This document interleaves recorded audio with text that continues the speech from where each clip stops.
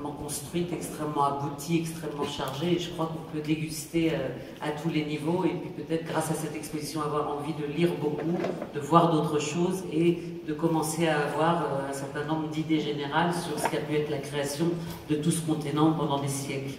Et puis par ailleurs, on a la chance, et j'allais dire l'exposition est très audacieuse, puisque dans la deuxième partie de l'exposition, du côté du Soudan, mais on va parler de racines et on va voir que c'est peut-être pas suffisant pour construire un artiste. Et puis on a la chance aussi d'avoir vraiment un grand merci à la Fondation Clément, à Monsieur Ayotte qui permet ce rendez-vous ce matin. Un grand merci à toute son équipe aussi, Florent Place et Colette Sorel qui ont mené tout ça de main de maître. Et je vais essayer d'être plus que jamais. Alors, ce que je vous propose, c'est d'abord de donner la parole à chacun des artistes. Je vais vous donner simplement quelques brèves indications pour que vous puissiez le situer, puis tout de suite, l'un après l'autre, alors par ordre alphabétique, le hasard de l'ordre alphabétique font que je me tournerai vers les deux artistes femmes d'abord et les trois messieurs ensuite, mais c'est vraiment l'alphabet qui l'a décidé. Mais voilà comment ça va se passer. Donc, je vais pour chacun donner 2 ou 3 éléments, et puis alors, si vous avez vu l'exposition déjà, ou sinon vous la découvrirez ensuite. Voilà, c'est sur des œuvres comme celle-ci. Par exemple, des cartes géographiques du 19e siècle, dessinées par des Européens, qui se trouvent en rencontre avec le portrait du président du Zaïre, et puis avec la pochette d'un disque que vous avez écouté. Tout cela se mixe et compose une image d'aujourd'hui. Alors, dans ce travail, comment est-ce que vous estimez que la mémoire se faufile ? Oui, alors d'une manière générale, mon travail, ce qui m'intéresse, c'est d'essayer de trouver la manière dont les héritages du passé côtoient les influences des sociétés industrielles du monde globalisé.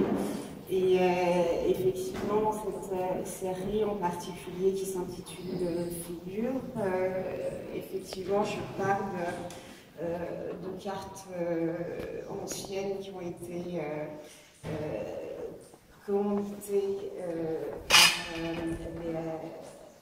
les grandes puissances européennes du XIXe siècle. Pour la plupart, ces cartes ont été conçues avant la conférence de Berlin, donc à une époque où il y avait encore très peu de... Afin de lui éviter la destruction ou la dispersion.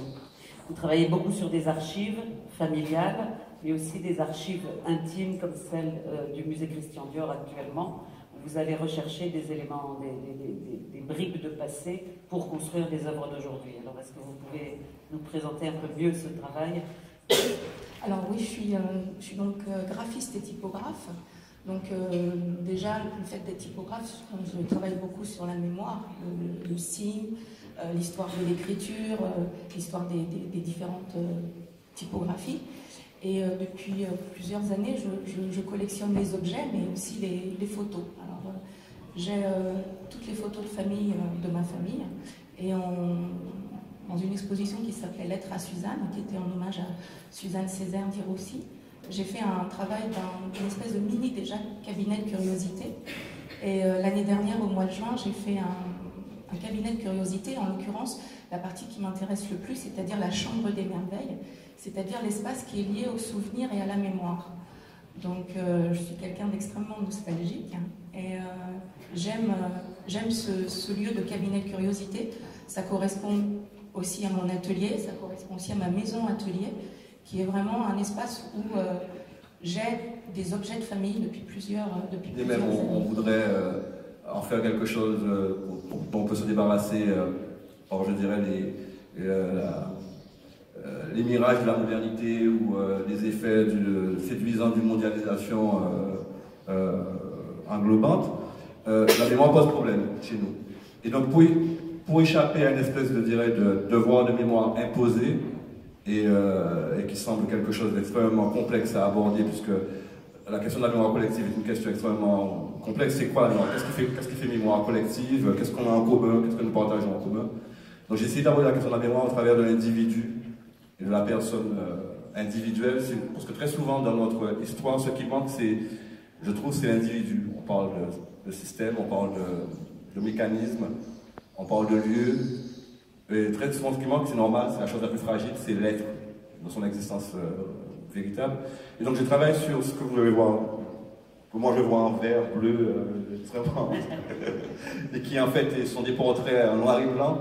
Ce sont des portraits de défunts extraits de la rubrique nécrologique de France Antilles, qui est un magazine, enfin le quotidien local, et c'est un travail que j'ai commencé il y a très longtemps en Guadeloupe, il y a une dizaine d'années, après le décès de deux proches.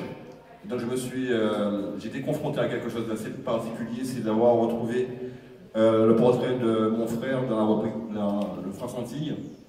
Et c'est une pratique qui existe ailleurs aussi, mais je trouve que chez nous c'est assez particulier d'avoir cette espèce de page où on a comme ça des remerciements et on a des visages, des portraits qui sont présentés. Et donc j'avais construit ce travail donc à partir de portraits issus de France Antilles de la Guadeloupe. Et j'allais continuer pendant quelques temps, j'avais arrêté, j'ai repris ce travail très récemment.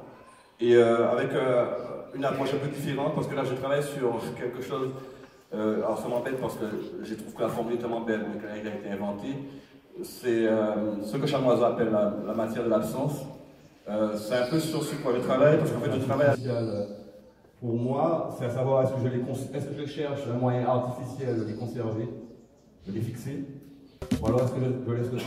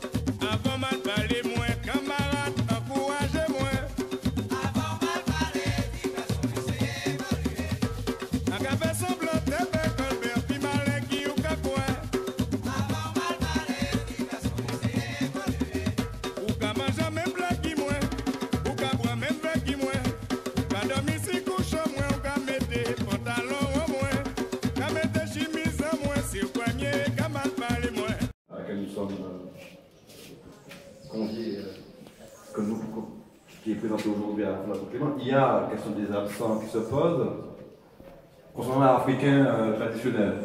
C'est-à-dire que il y a quelque chose qui m'a toujours interpellé, c'est que je me suis toujours demandé qui fabriquait les masques. Enfin, l'individu ou les individus, parce que je crois qu'on s'arrange très facilement avec cette espèce d'anonymat.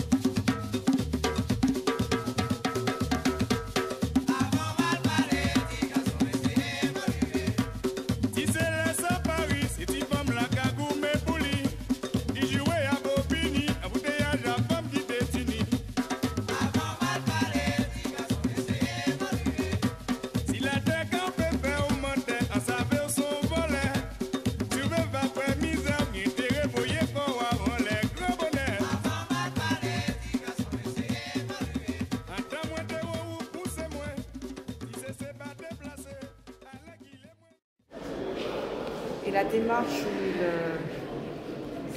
où Pardon? Gigi, l'artiste qui a fait ses autoportraits. Et sa façon de parler aussi, qui démystifie en fait l'Africain d'aujourd'hui, l'artiste africain et tout, puisqu'on a une vision ici très mythologique de l'Afrique, des Africains, de l'art africain. Très occidental. J'aime beaucoup là. Ouais. Ben celui-là. On a montré ça. Attends, je cherche. Dans le diapo. Je te redirai le nom d'après lequel. Ça m'échappe là le nom. Mais il est très connu. Ça dépend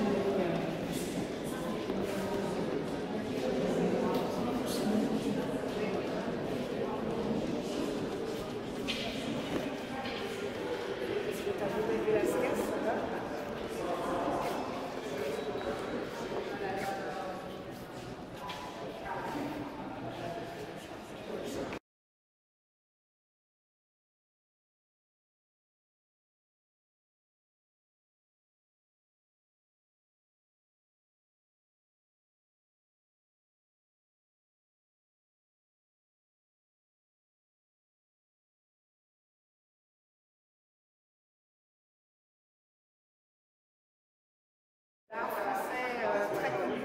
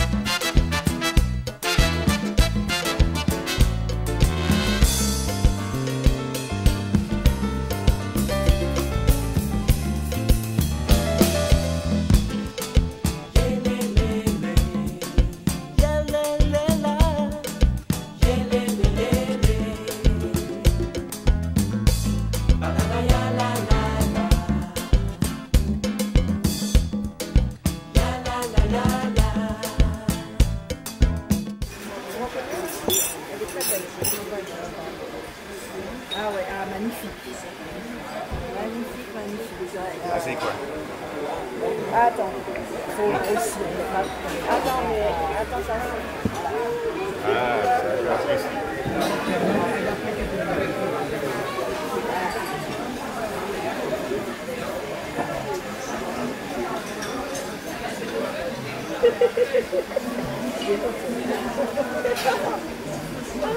Pourquoi tu ris?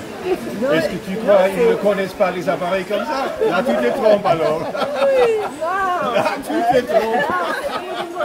Exact, oui. Ça n'est pas que sur le visage. C'était lui? Oui, c'est lui. Ah, voilà, je vois. Ah, ah. Voilà. Ok.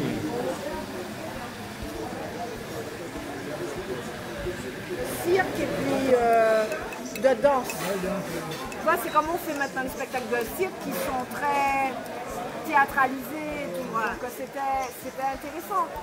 Mais le spectacle de cirque était basique, quoi. C'était pas quelque chose pas de prouesse. Mais pas avec des éléphants, non. Pardon? Pas avec des éléphants et des lions.